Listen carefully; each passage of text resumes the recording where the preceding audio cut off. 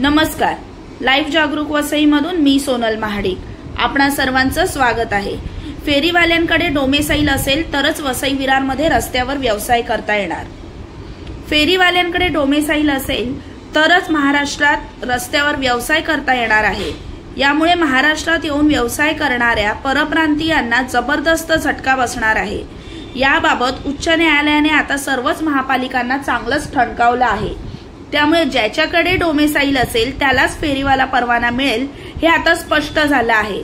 अन्य महापालिकांप्रमाणे वसई विरार शहर महानगरपालिका हद्दीत येणाऱ्या सर्वच फेरीवाल्यांसाठी डोमेसाईल सर्टिफिकेट असणे बंधनकारक आहे, मात्र त्याची अंमलबजावणी केली जात नाही।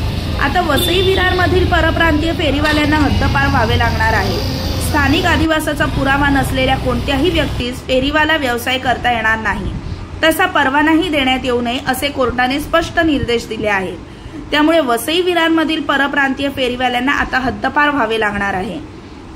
वसई विरार शहरात गेल्या काही वर्षांपासून फेरीवाल्यांची संख्या प्रचंड वाढली आहे। विशेषतः परप्रांतीय फेरीवाले सार्वजनिक रस्ते, पदपथ आणि आठवडे बाजार व्यापत आहेत।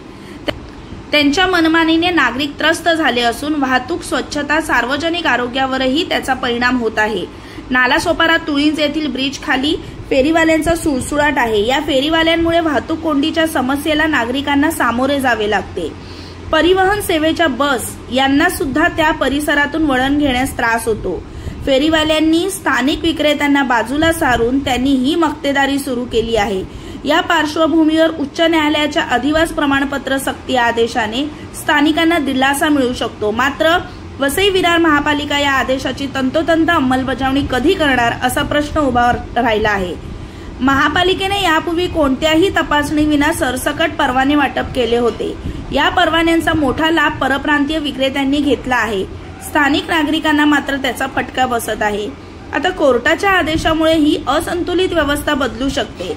विरार, नालासोपारा, वसई आणि नायगाव या 4 शहरात परप्रांतीय फेरीवाल्यांचे बाजार मोठ्या प्रमाणात भरत आहेत। आठवडे बाजार, फेरीवाल्यांच्या चौक आणि रस्त्यावरील अतिक्रमणावर नागरिकांनी अनेक वेळा आक्षेप घेतला आहे। मात्र पालिकेचे बाजार कर वसुली ठेकेदार, अतिक्रमण विरोधी पथकाचे प्रमुख, पोलीस आणि स्थानिक कथित पुढाऱ्यांच्या आशीर्वादाने परप्रांतीय फेरीवाल्यांनी आपले बस्तान बसवले आहे। महानगरपालिकेच्या ठेका कर्मचाऱ्यांच्या आर्थिक हितसंबंधामुळे वेळोवेळी कारवाई होत नसून फेरीवाल्यांकडून 1000 ते 3000 पर्यंत मासिक हप्ता घेतला जातो असे सूत्रांकडून समजते। उच्च न्यायालयाचा हा आदेश वसई विरार शहर महानगरपालिका किती अंमलात आणते हे पाहणे औत्सुक्याचे ठरेल। धन्यवाद। चॅनलला लाईक, शेअर, सबस्क्राईब जरूर करा।